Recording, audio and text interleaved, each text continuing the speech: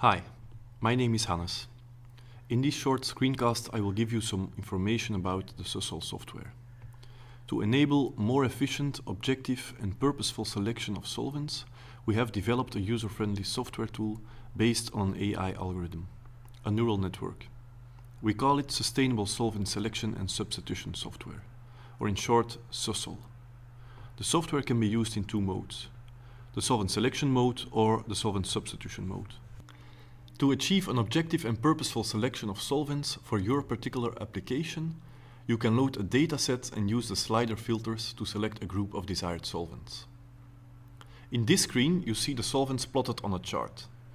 The distances between the solvents are based on multidimensional scaling. Solvents that are close together on the chart have comparable properties. For instance, here we see 2-butanol and isobutanol close together on the solvent chart. By clicking on a solvent, the CAS number and the name of the solvent are shown on the right. The background color refers to the sustainability of the solvent, as specified by the Chem21 methodology. Green is a recommended solvent, yellow is problematic, and red is hazardous.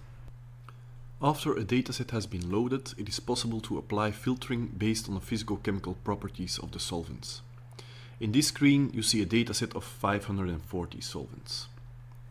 We now open the filtering screen and make a subset that only contains solvents with a boiling point between 80 and 120.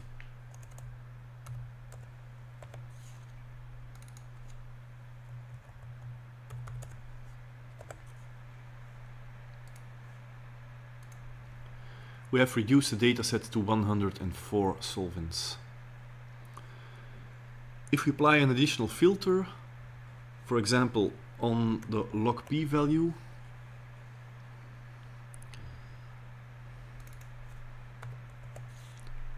we can show all the solvents between -2 and 0, and we have reduced the dataset to 19 solvents. This approach allows for a more objective selection of solvents based only on physicochemical properties.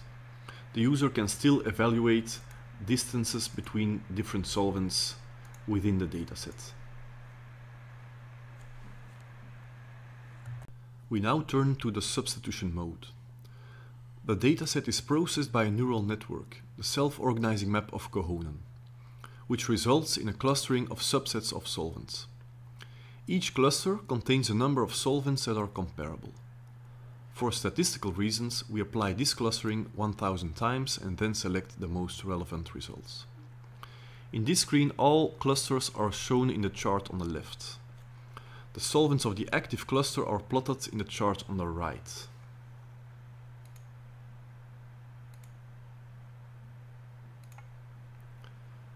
By clicking on a solvent, the relevant raw data are shown on the right, as well as the individual scores for environment, health and safety.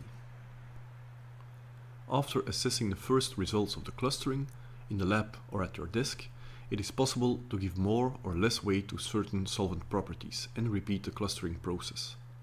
The results will be different and more relevant for your specific application. Finally, the software can generate a list of possible alternative candidates for a solvent.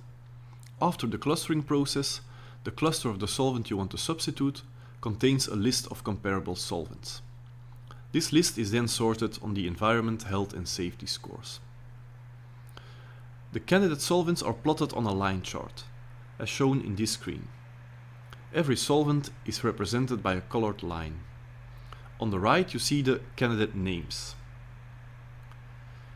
By clicking in the list, the line of the corresponding solvent will be highlighted.